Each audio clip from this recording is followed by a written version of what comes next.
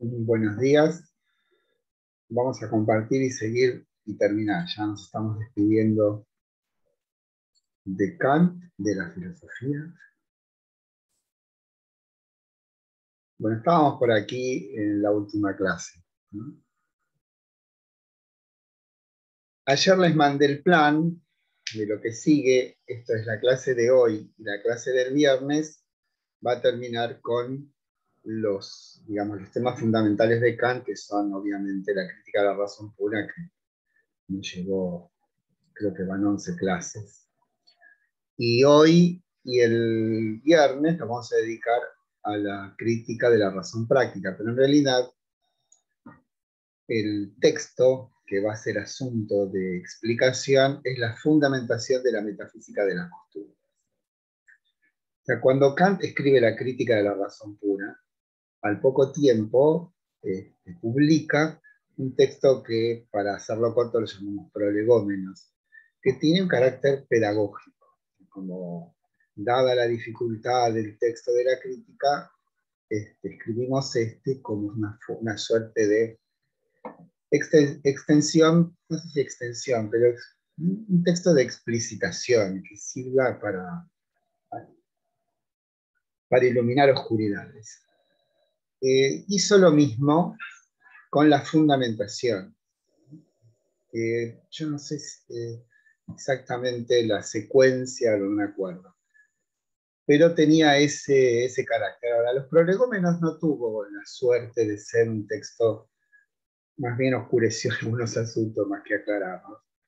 Pero no fue lo mismo con la fundamentación. La fundamentación realmente es un libro claro, además tiene otra virtud que es la de no ser muy extenso.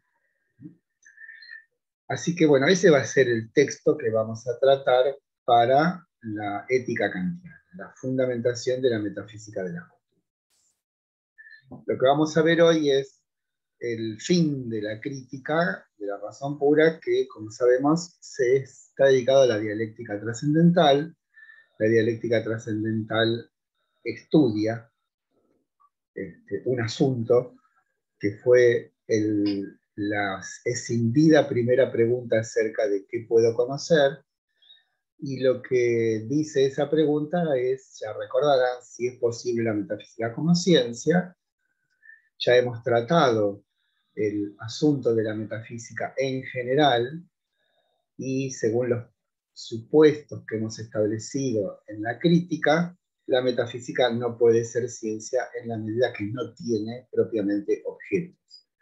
El asunto de la metafísica son las ideas, y las ideas no son algo cognoscible, sino que son algo así como la plasmación de la vocación de la razón de establecer nociones que abarcan la totalidad de las cosas. Y decíamos que esa totalidad se explicita en lo que corresponde al sujeto, alma, lo que corresponde a la naturaleza, mundo, y lo que corresponde a la totalidad, Dios.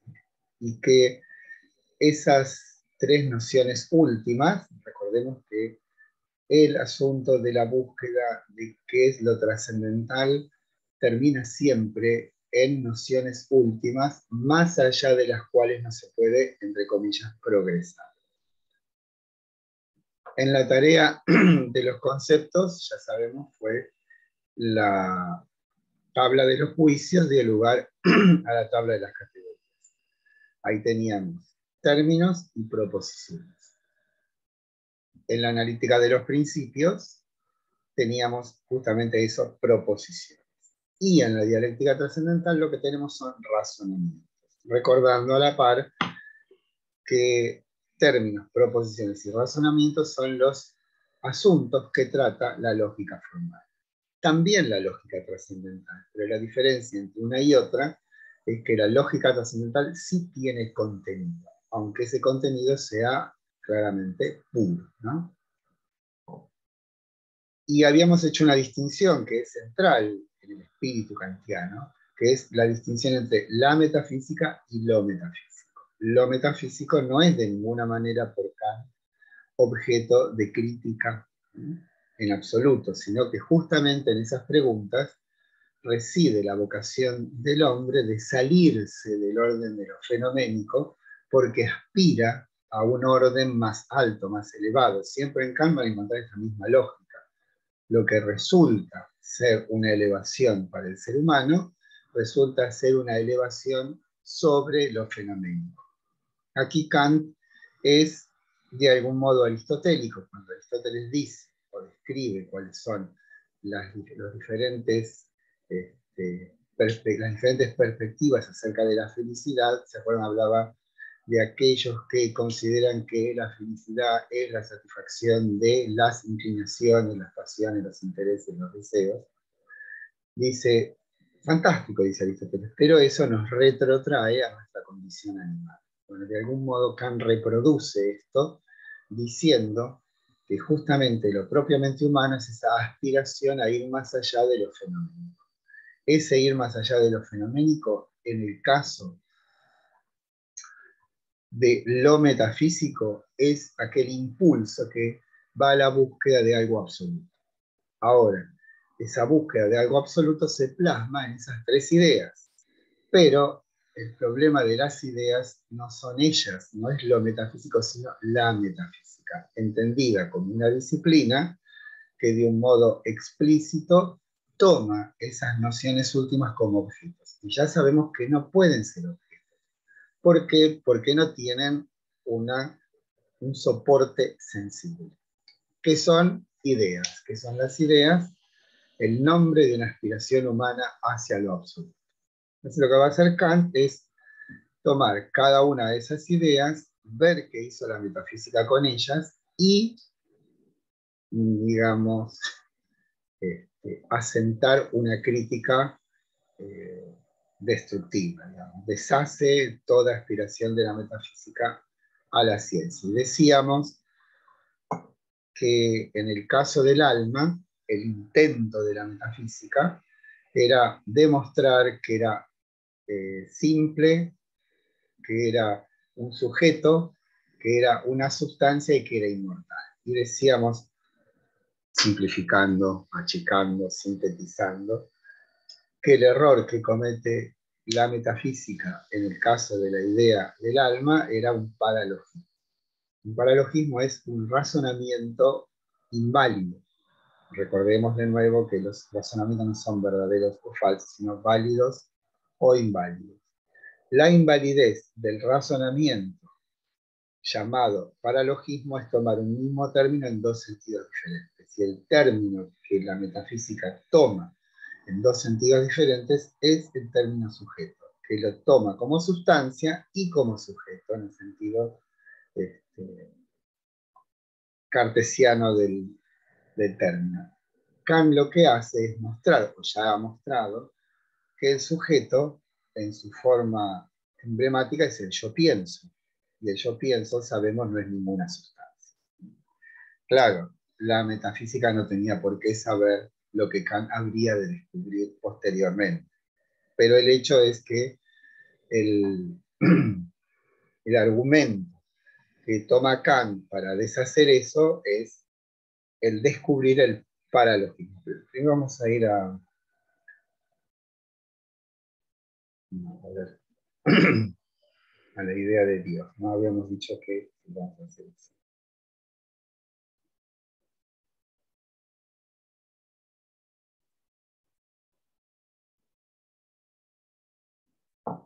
Bueno, no, capaz que sí.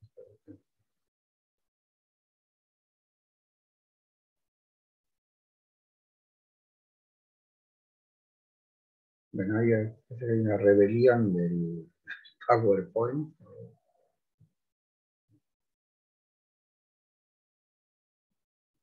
No. Bien.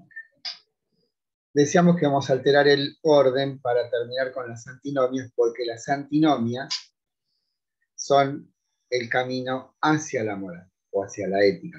Vamos a ver después la distinción entre ética y moral. Entonces, alteramos el orden porque en lugar de estar Dios en el tercer momento de la dialéctica, vamos a poner en el segundo. Vamos a ser expeditivos con esto.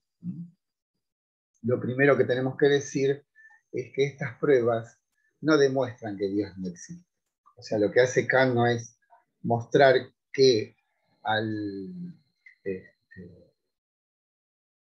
disolver esas pruebas, no está negando la existencia de Dios. Lo que está negando es la posibilidad de conocer a Dios.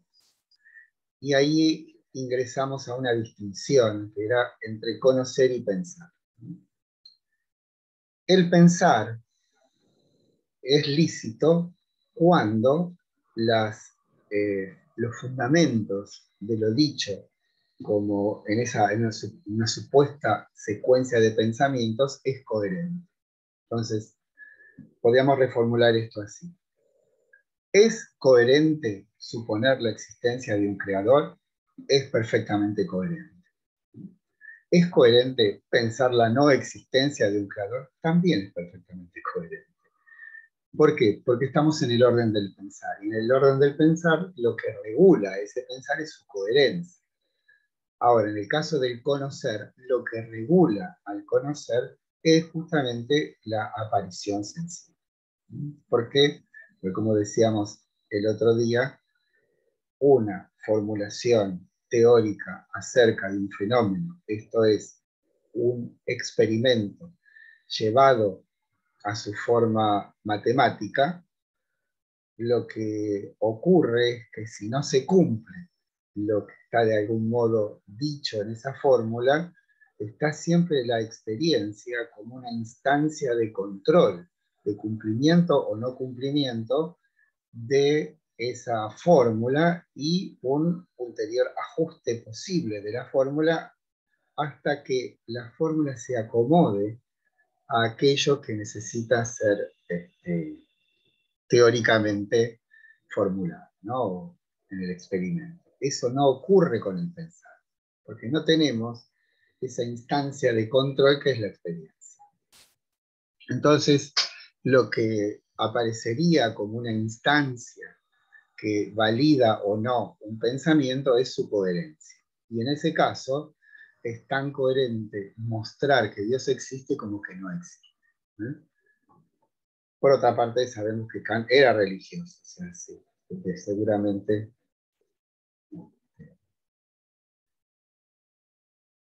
por ahí no estaría muy satisfecho con esto que hizo.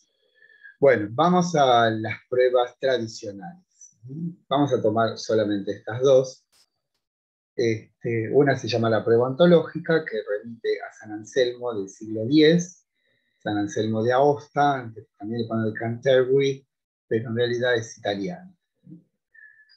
Y la intención de esta prueba es exhibir una demostración que no apele a la experiencia, o sea, que se mueva en el orden del puro pensar. Entonces, dado que Dios es aquello más alto que nosotros podemos pensar, más excelente, más perfecto, y dentro de las notas de la perfección existe una que parece ser condición, que es, bien, si algo es perfecto, no le puede faltar la existencia, porque justamente la existencia pertenece a una de sus perfecciones. Por lo tanto, Dios existe. O sea, si es perfecto, debe tener la nota de la existencia. Kant, ¿cómo refuta esto? Diciendo, y en esto se basa en la tabla de las categorías, que la existencia no es un predicado. O sea, yo puedo pensar lícitamente el concepto de escoba, y ese concepto de escoba no pierde ni gana nada si le quito la existencia. O sea, sigue siendo idéntico a sí. Ahora, si a la escoba le quito la nota del palo de la escoba desaparece. Con esto se muestra claramente que la existencia no es un predicado, sino que es una categoría. Ustedes se fijan en las categorías de la modalidad, encontrarán en el segundo punto existencia no existencia. Esto es, todos los elementos sensibles que de un modo u otro corroboran una afirmación acerca de ese ente. ¿Se acuerdan? Era probabilidad, improbabilidad, existencia, no existencia, necesidad, contingencia, que eran las categorías de la modalidad. Así que la prueba ontológica tradicional que apela de un modo preferencial al puro pensar para demostrar la existencia de Dios está refutada porque esta prueba toma la existencia como un predicado. En realidad la existencia no es un predicado, sino una categoría. Y respecto de la otra, que es pasar de lo conocido a lo desconocido, el ejemplo es simple. Tenemos un artesano que hace esta mesa que tenemos aquí delante. Podemos decir que es esa secuencia de fenómenos, o sea, la acción del carpintero y la realización de la mesa está en una secuencia visible. Esa secuencia es una secuencia que es corroborada por la experiencia, acontece en el espacio y en el tiempo. Ahora bien, ese mismo modelo se toma para Dios, ¿no? Dios es el creador del universo. Ahora, ¿cuál es el inconveniente que encuentra Kant en esa supuesta demostración de, bueno, la demostración es así, Santo Tomás dice, bueno, consta por los sentidos que existe el universo, con toda su magnificencia. Claramente no soy yo, o sea, no son los hombres los que lo han creado, por lo tanto, exige un creador. Lo que le dice Kant es que, si bien eso es pertinente para el pensar, no puede ser demostrado, o no es una demostración porque pasa ilícitamente de lo conocido a lo desconocido. Esto es, lo conocido es el carpintero, su acción y la mesa como efecto de su acción.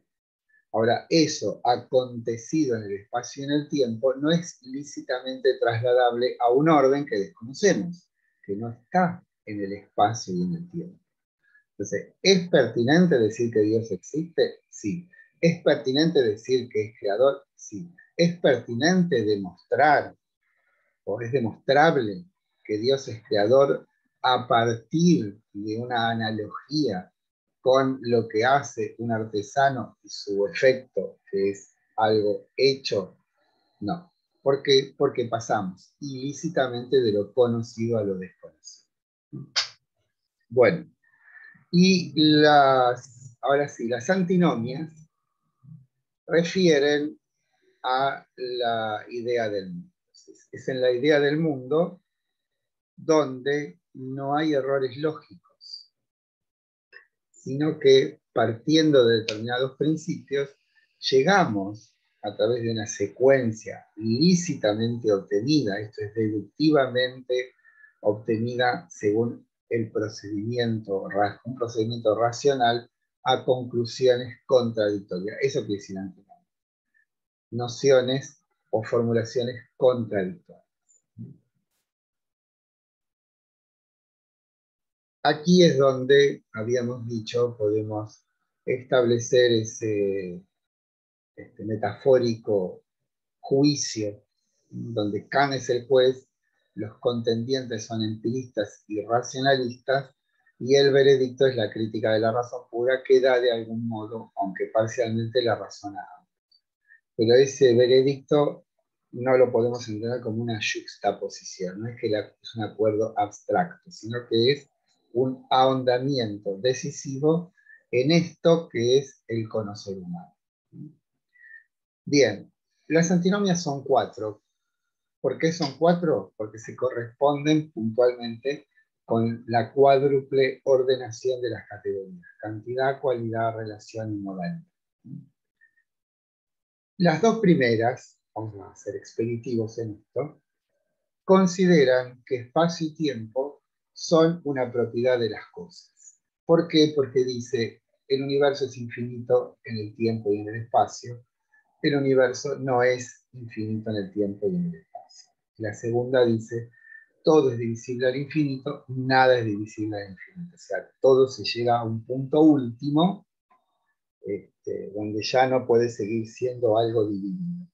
Entonces, más allá de entrar en detalle a esas formulaciones que pertenecen a la metafísica cuando intenta exhibir su consideración acerca de qué cosa es el mundo, Kant, de un modo expeditivo, nos dice que ambas, primera y segunda antinomia, están mal planteadas, porque consideran que el espacio y el tiempo pertenecen a las cosas y en realidad pertenecen a nuestra manera de conocerlo, tal como lo hemos aprendido en la estética trascendental, que nos enseñó que el tiempo y el espacio no son cosas, sino que son nociones que pertenecen al sujeto en su carácter trascendental y no a las cosas. Entonces no podemos juzgar acerca del espacio y el tiempo como si fuesen algo que pertenece como una propiedad a las cosas, sino que pertenecen a nuestra manera de conocer. Pero no ocurre lo mismo con la tercera y la cuarta. La tercera antinomia dice, existe solo causalidad natural, o en otros términos, no existe causalidad por libertad. Y la otra pata de la antinomia dice, existe causalidad por libertad. Y aquí nos encontramos con una paradoja, si se quiere. Porque ambas son verdaderas, dependiendo del punto de vista en que nosotros nos pongamos. Vamos a la primera que dice, no existe causalidad por libertad. Es verdadera si nuestra perspectiva se asienta en el orden fenoménico. Y efectivamente, si miramos la naturaleza bajo la mirada del conocimiento que tiene su forma emblemática en la ciencia, es verdadero afirmar que no existe causalidad por libertad. Esto es, que a ninguna cosa se le ocurre cambiar, digamos, su designio, que es ser regido por las leyes de la naturaleza. O sea, si yo arrojo o dejo caer esta virome, nunca en el tránsito de caerse, a la virome se le va a ocurrir no caerse. Lo mismo, bueno, la forma más flagrante que tenemos nosotros de encontrarnos con ese principio de la causalidad que rige el orden de lo fenoménico es la medicina. Eso lo tenemos ahí tan palpable. Cuando vamos al médico, el médico cuando diagnostica la enfermedad, no danza una danza ritual para extraer los demonios, ni se pone a rezar para que nos ayude. ¿Por qué? Porque justamente el médico se atiene estrictamente al orden de lo fenoménico que está establecido por sustancias que interactúan entre sí con la legalidad establecida por las categorías de la causa y el efecto y de la acción recíproca. Entonces, en el orden fenoménico, claramente no existe ninguna posibilidad de que algo sea de un modo diferente por decisión propia. Esa sería la causalidad por libertad. Ahora, ¿es posible, nos preguntamos e intentaremos responder, establecer que existe otra posible forma de causalidad? Entonces acá nos tenemos que remitir a algo que no hemos nombrado, pero que lo vamos a nombrar ahora, que se llama la cosa en sí. O sea, ustedes habrán leído en el texto de Cartio ese famoso ejemplo, no me acuerdo de qué comentarista kantiano es, no me acuerdo, de los famosos anteojos azules, ¿no? Esto es, nuestra capacidad cognitiva está estructurada de un modo peculiar. Es la capacidad cognitiva de un ser determinado llamado ser humano. Ahora, nosotros sabemos que el modo que tiene la realidad de asentarse en cada uno de nosotros es a través de las afecciones sensibles. Y que esas afecciones sensibles resultan ser articuladas, plasmadas, como objetos, como mundo, como naturaleza. Ahora, ¿estamos seguros de que esas apariciones sensibles se correspondan con la realidad que emite, entre comillas, ¿no? Esas apariciones sensibles? O sea, esta pared que yo tengo delante, que se aparece bajo la forma, recordemos, de la permanencia, ¿no? O sea, incesantemente hay afecciones sensibles que me van diciendo que esta pared es de tal o cual característica. Ahora, esto que nosotros conocemos como pared, ¿Estamos seguros?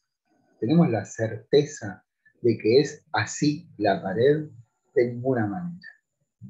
Hay un abismo infranqueable entre aquello que nosotros consideramos como una cosa y el modo como se presenta a nosotros. ¿Por qué?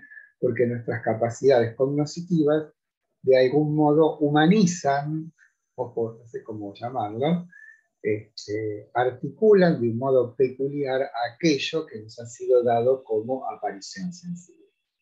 Entonces, queda un resto incognoscible que no es una falencia de nuestra capacidad cognitiva, no es que en algún momento por el avance de la ciencia vamos nosotros a conocer qué cosa es al final la cosa en sí, no, es un abismo infranqueable, no hay ninguna manera, y esa ninguna tiene que ver con que nosotros, en tanto sujetos cognoscentes, damos una perspectiva de esa realidad, pero no podemos conocer cuál es en sí misma esa realidad.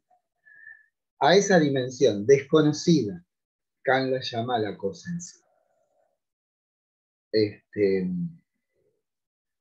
Ahora bien, y volviendo a nuestra causalidad por libertad, ¿es posible, así como nosotros consideramos que las cosas en sí son el origen desconocido de nuestras representaciones, trasladarla también al sujeto? O sea, ¿podemos trasladar lícitamente esa escisión entre cosas en sí y fenómenos que hemos establecido con las cosas? ¿Lo podemos hacer también con el sujeto humano? Por supuesto que sí. Esto es, en nosotros, esto ya lo hemos dicho recién, encontramos una dimensión que es la fenoménica. Y esa dimensión fenoménica se explicita, se muestra, se manifiesta en nuestro cuerpo. Somos seres naturales. Y la naturaleza se encuentra siempre y necesariamente, digamos, explicitada como una trama de sustancias enlazadas entre sí por las leyes de la causa y el efecto y la acción recíproca. Entonces, no hay lugar para el milagro, que sería justamente una causa incausada en ese orden. Ahora, si nosotros trasladamos esa escisión entre fenómeno y cosa en sí al sujeto, sí podríamos admitir la existencia en nosotros de la posibilidad de ser nosotros causantes de determinadas acciones. Esto es liberarnos de la causalidad natural. Por otra parte, digamos que si nosotros admitiésemos que solamente existe la legalidad natural y trasladamos eso al orden de las acciones, no sería posible la moral, porque la moral tiene como supuesto absoluto, inconcurso, como se dice, la libertad. Esto es, si nosotros admitiésemos que solamente existe en el orden de la acción humana la causalidad natural, Hitler sería inocente en última instancia. ¿Por qué? Porque sus acciones no podrían ser sino aquellas que fueron. ¿Por qué? Porque si la conducta humana es la única continuidad posible de la naturaleza en nosotros bajo la forma de la acción sobre los otros, que justamente la acción moral, nadie es punible. ¿Por qué? Porque nadie actuó libremente. Y como sabemos, lo que se califica como punible por la ley es cuando actuamos libremente o por negligencia, ¿no? Bueno, esta introducción es simplemente para mostrar que debiera existir en nosotros una causalidad no natural. Y esa la llama Kant causalidad por libertad. ¿Cuál sería esquemáticamente la formulación de una causalidad por libertad? Una secuencia de acciones que surge, o sea, que no, digamos, surge de nuestro propio ser, digamos, o nuestro más íntimo ser, si ustedes quieren darle un tono poético a todo esto. Esto es, hay acciones que claramente surgen como una exigencia de nuestra naturaleza. Kant llama a la motivación de esas acciones inclinación. Y la inclinación no sería sino la traducción en el orden de la acción de esto que llamamos lo fenoménico. ¿A qué me refiero con esto? Que nosotros somos parte de la naturaleza. Nuestro cuerpo no es sino una continuación de la legalidad natural. Si necesitamos comer, si nuestro cuerpo produce determinados efectos, todo eso, si lo investigamos o lo intentamos conocer, no tenemos otra posibilidad de hacerlo que a través de lo que llamamos ciencia. Y la ciencia no puede ser sino una formulación, voy a insistir hasta el cansancio de esto, acerca de una trama de fenómenos enlazados por las leyes de la causalidad y de la acción recíproca. O sea, lo que vimos nosotros en las categorías de la relación, se fueran sustancia y accidente, causa y efecto y acción recíproca, que salían de los juicios, sean categóricos, hipotéticos o disyuntivos. Bueno, ahí está la forma de la trama de la naturaleza. Y esa trama de la naturaleza se traslada a nuestro cuerpo, en tanto perteneciente a la naturaleza, bajo el modo, bajo la forma de inclinación. Y las inclinaciones son todo aquello que queremos o nos interesa. Bueno, entonces ahí tenemos inaugurada esta posibilidad de poder pensar una ética. Entendemos por ética una disciplina reflexiva filosófica cuyo objeto de reflexión es la moral. Lo que intenta la ética como disciplina filosófica es como si fuera la gramática respecto del lenguaje. Nosotros podemos hablar, escribir sin saber gramática. Los chicos hablan sin saber gramática. Pero en algún momento nos dicen sujeto, predicado, verbo, objeto directo, objeto indirecto, complemento circunstancial, bueno, oraciones relativas, correlativas, consecutivas, adverbiales, subjetivas, bueno, todo eso lo aprendemos. Entonces, ¿ahí qué aprendemos? La lógica del lenguaje. Eso se llama la gramática. Bueno, del mismo modo, nosotros, desde que nacemos, en nuestra familia, en el club que eventualmente vamos, a la escuela a la que vamos, a las instituciones a las que pertenecemos, una iglesia o lo que fuere, existe una trama de instancias que de algún modo regulan las acciones dentro de esas instituciones, sean instituciones formales o informales como es una familia. Bueno, ese cuerpo de normas que regulan el comportamiento de las personas es lo que llamamos moral. La moral, la palabra moral saben que viene de mores, que quiere decir costumbres.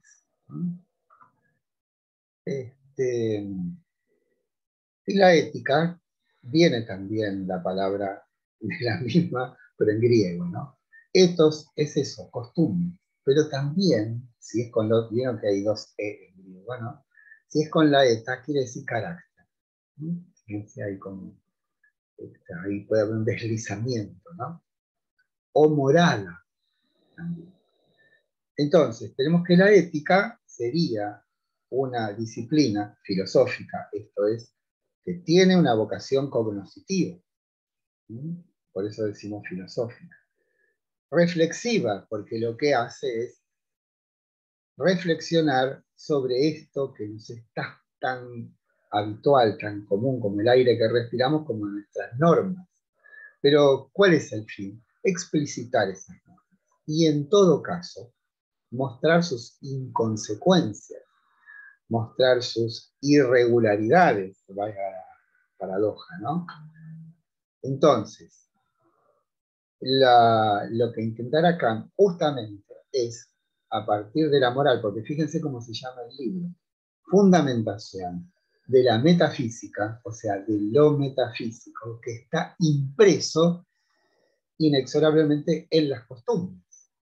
Por eso, como les dije alguna vez, hay que atender con mucha atención, hay que atender con precisión los nombres que Kant le pone a los diferentes capítulos de su obra, porque son tan rigurosamente pensados esos nombres. Entonces, si atendemos al nombre de este texto que vamos a nosotros a explicitar o a mostrar, es una fundamentación de las costumbres, pero esa fundamentación es de algún modo del orden de lo metafísico. O sea, aquí se nos presenta una perplejidad. ¿No era que la metafísica no era una ciencia que no podía ser tomada seriamente como una ciencia? Pero Kant acá dice, bueno, eso es respecto del conocer, pero no del hacer. O sea, que estamos transitando hacia otra instancia fundante, esencial de lo que es lo humano en general.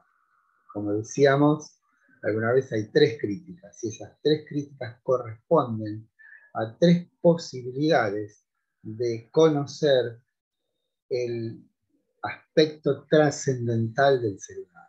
Entonces hemos estudiado en la crítica de la razón pura qué de trascendental hay en el conocimiento. Y a través de esa investigación hemos establecido como trascendentales a las intuiciones puras, a los conceptos puros, a las ideas, a los principios. Bueno, hay todo un cuerpo de nociones trascendentales, pero atendiendo a una actividad esencial del hombre, que es el conocer. Pero también, además de conocer, nosotros hacemos, actuamos. ¿Hay alguna posibilidad de pensar o de establecer una disciplina que se ocupe específicamente de lo trascendental que remite a la acción? Bueno, eso trascendental, pensado en su referencia a la acción, es lo que intenta la crítica de la razón práctica.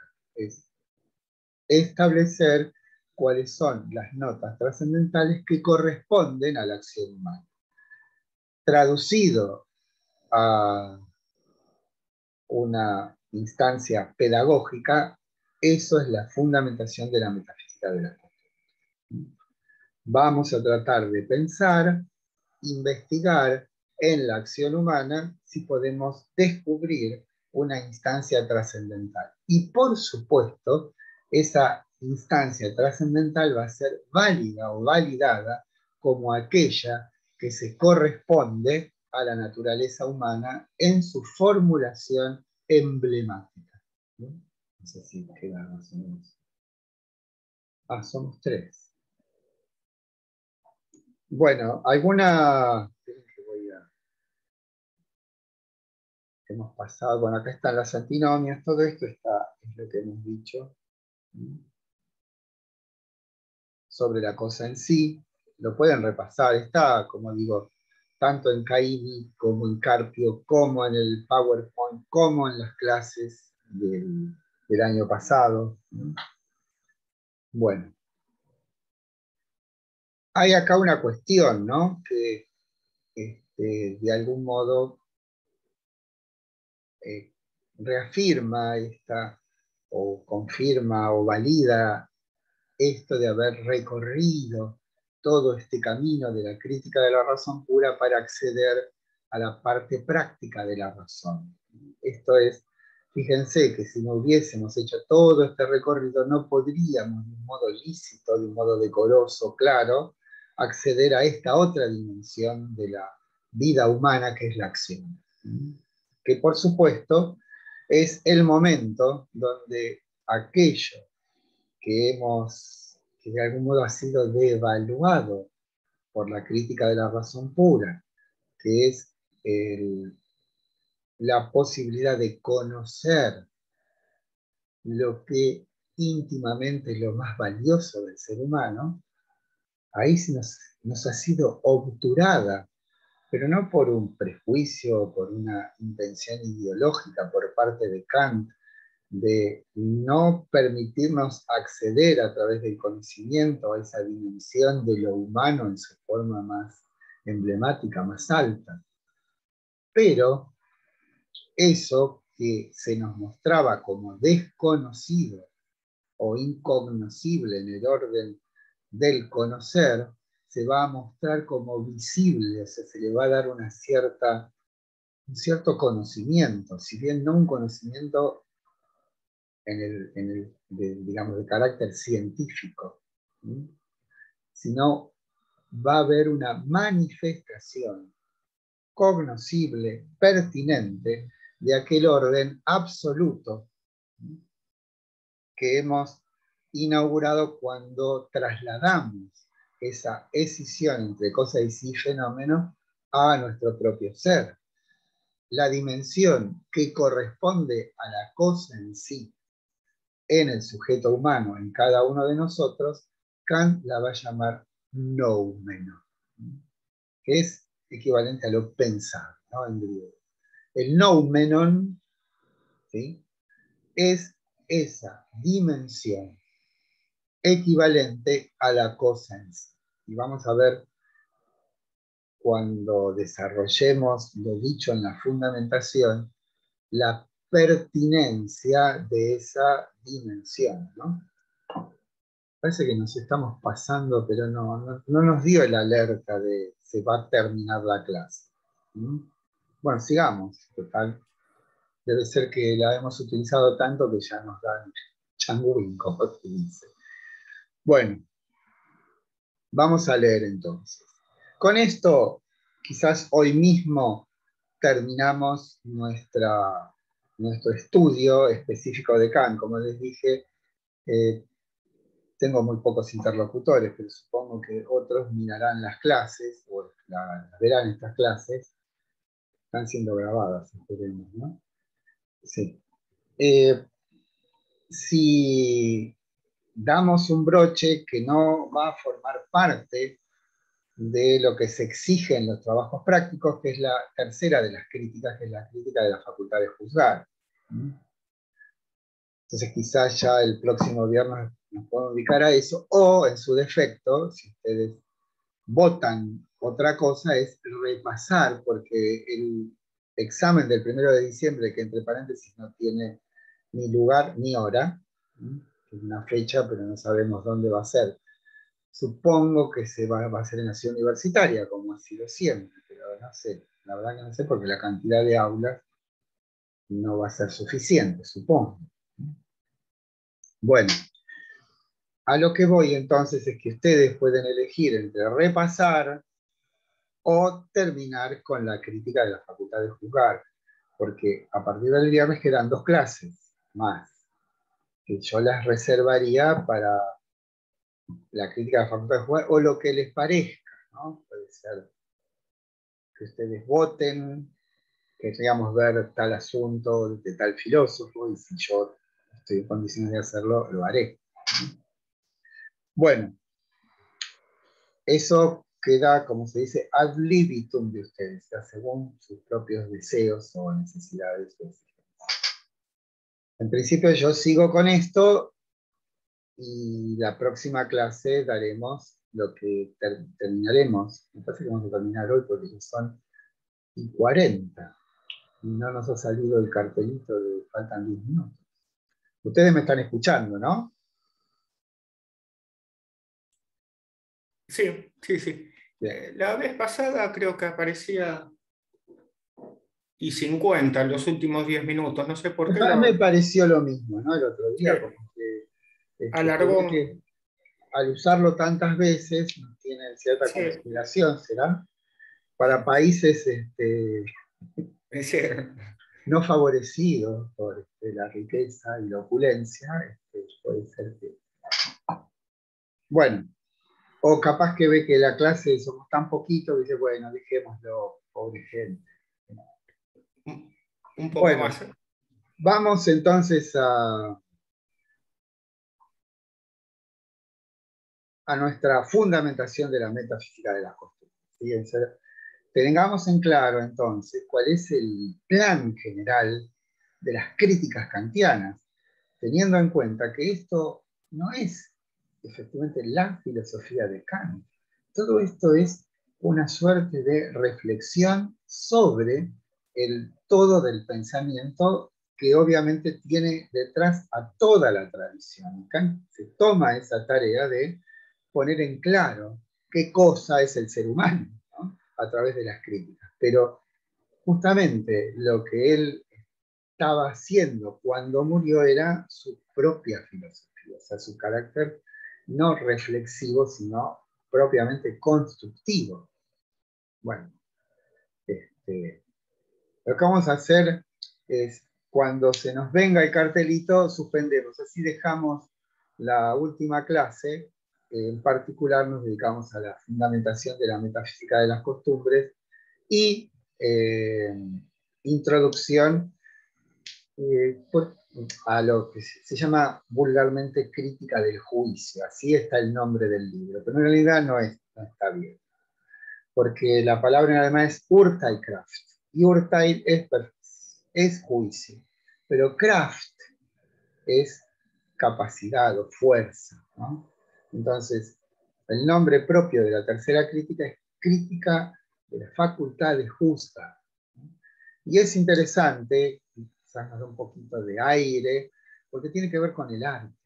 O sea, las tres críticas están basadas en asuntos trascendentales que corresponden a la naturaleza humana.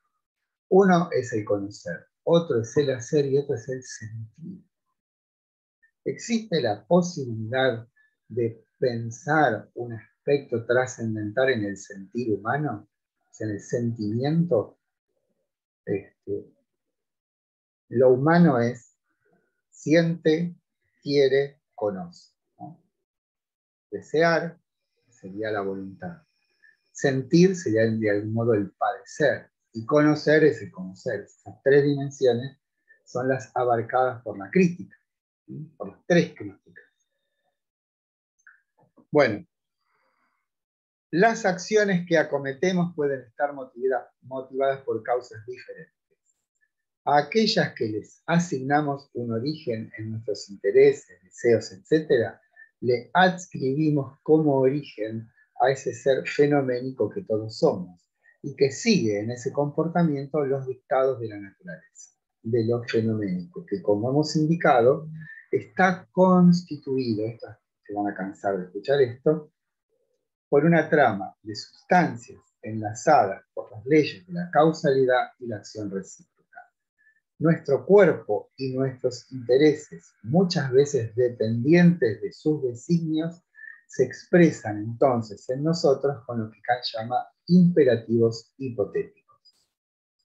Esta designación no obedece al modo de ser de las hipótesis que puede esbozar un científico o nosotros cuando intentamos dividir un asunto enigmático, sino que obedece a lo que en griego significa hipótesis, aquello que es sostén de otra cosa, como los peldaños de una escalera, y remite a los silogismos hipotéticos, que siguen las leyes de la causalidad en los que siempre encontramos una causa y un efecto. En nuestro caso, el hambre es el efecto de una causa originada en nuestro cuerpo y que obedece a la determinación natural de permanecer existiendo. ¿Existen otro tipo de causa para las acciones? De eso trata esta pequeña obra de Kant, escrita 3 años antes de la crítica de la razón práctica, y que por su justeza y simplicidad es la que se utiliza cuando se trata de comprender qué dice Kant acerca de la razón práctica, cuya expresión más adecuada es la acción moral. Bueno, tenemos entonces que claramente en la vida nosotros actuamos. Algunas de nuestras acciones están claramente motivadas por esto que llamamos lo fenoménico. O si queremos extender lo fenoménico a ciertos aspectos culturales, entonces ya no va a ser deseo sino intereses, pero que en última instancia reproducen puntualmente principalmente el modo de ser de lo fenoménico, que sería, si tengo hambre, como. Si quiero aprobar el examen, debo estudiar. Esa es la forma de esto que llamamos imperativos, o Kant llama imperativos hipotéticos. Todos tienen esa estructura. Si quieres A, debes hacer B.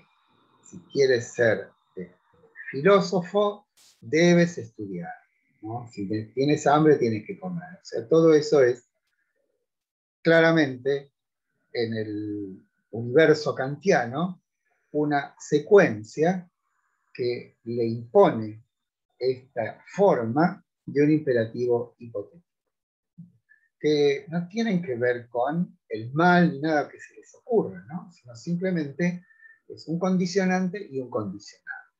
Y eso es lo que de un modo inmediato nosotros habitualmente vivimos. Vivimos inmersos en una trama, no sé si en una trama fenoménica que da lugar incesantemente a imperativos hipotéticos.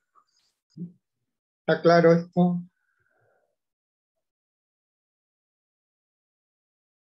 Sí, digamos. Y hay que darle unas cuantas vueltas más, pero sí, se entiende. Digamos, si queréis aprobar filosofía, debieras presenciar las clases. Ese es un imperativo hipotético. O sea, todo lo que se te ocurra al respecto, que tenga esta forma. Bueno, decimos esto, pero también para el comer, para el dormir, para todas las actividades humanas, nos encontramos con esta fórmula que por supuesto no hace sino reproducir aquella estructura de lo fenoménico.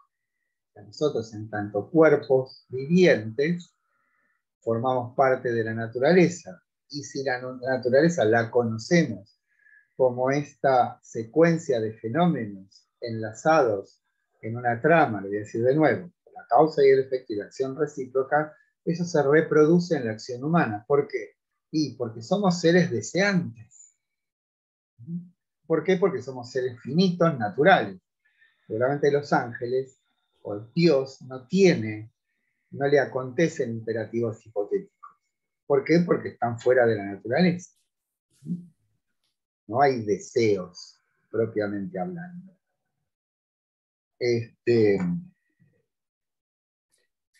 Es como que la causa y el efecto están, como, bueno, están mal dicho así, pero en dos dimensiones. Como que No, no está mal dicho, es así.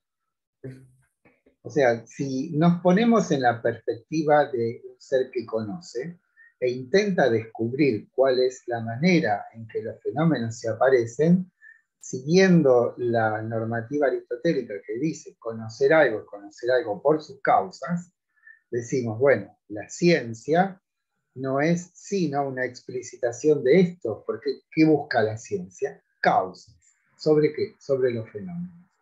Y hay un presupuesto esencial que lo estudiamos en la analítica de los principios, que dice, bueno, lo que hace el científico para conocer el mundo, esto es la naturaleza, es una trama de juicios o de juicios sintéticos a priori, que son los principios del entendimiento humano, que lo que hacen es trazar el horizonte para que los entes espaciotemporales se acomoden de alguna manera a estos principios.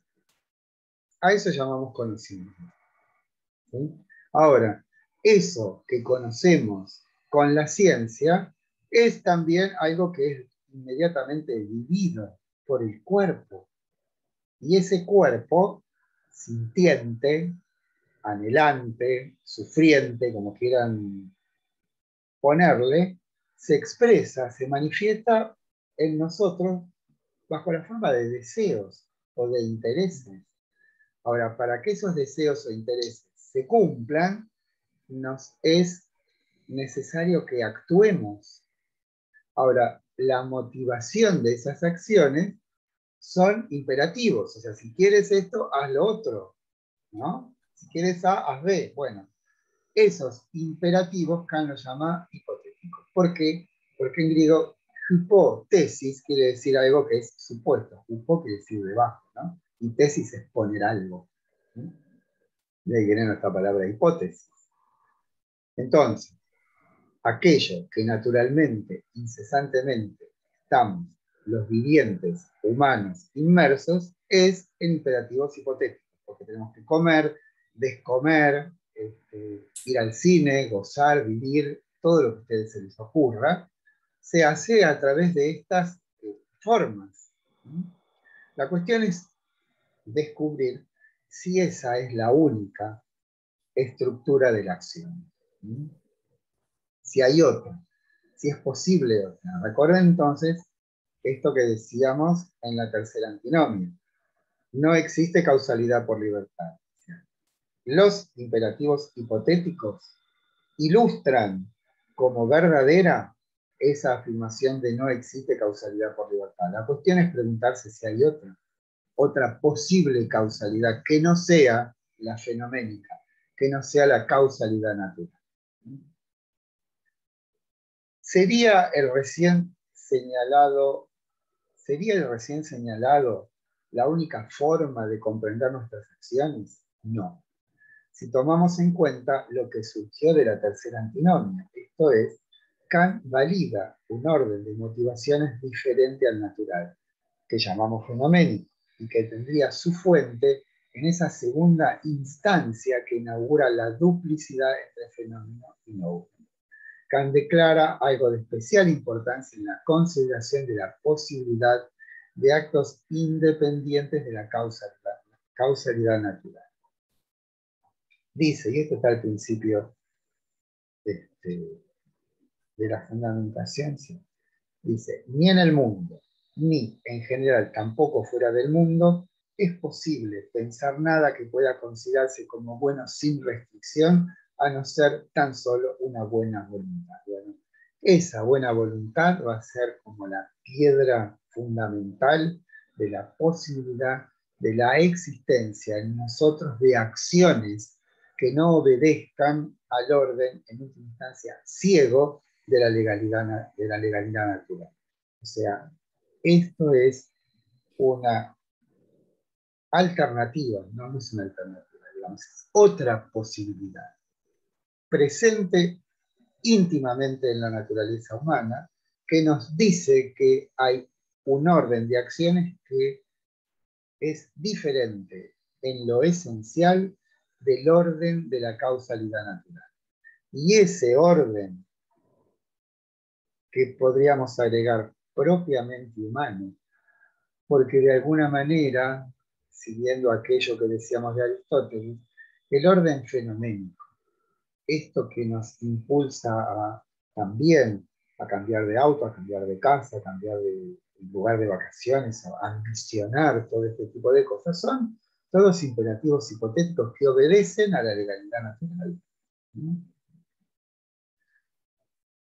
¿Existe la posibilidad de pensarnos de otra manera? Ese sería el camino para indagar en la naturaleza humana otra forma de acción. Que si bien, y esto hay que tenerlo en cuenta, toda acción va a caer en el orden fenoménico. O sea, vas a estar...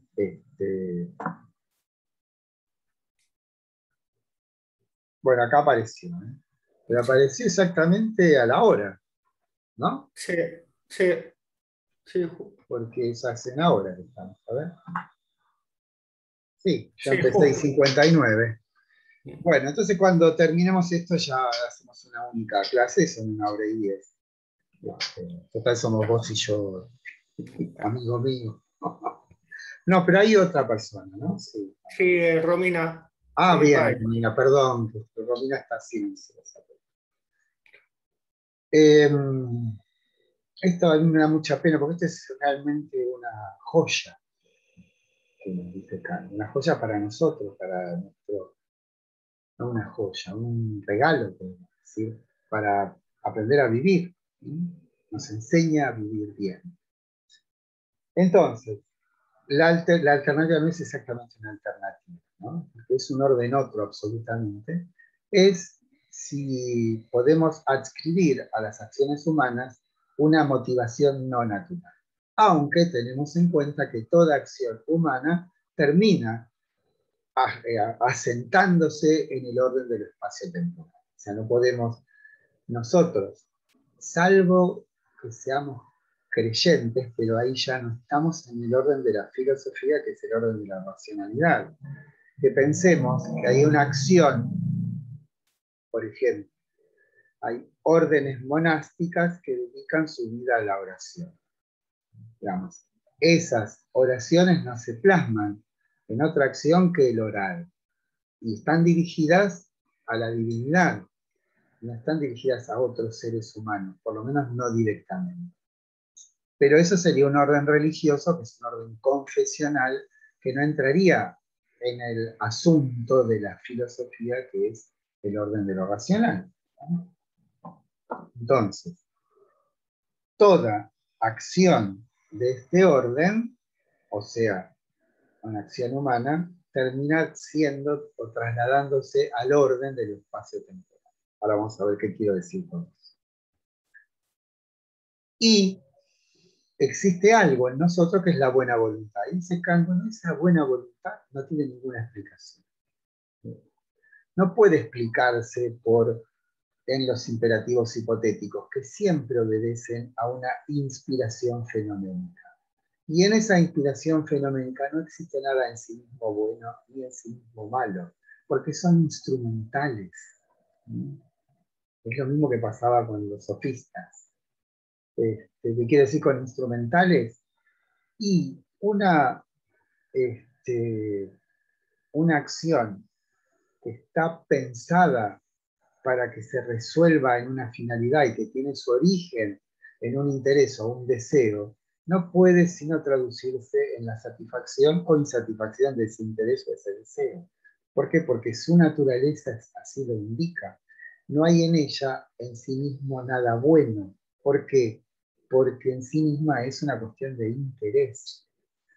Tiene que ver con el cuerpo, tiene que ver con nuestros deseos, tiene que ver con un fin que queremos acceder.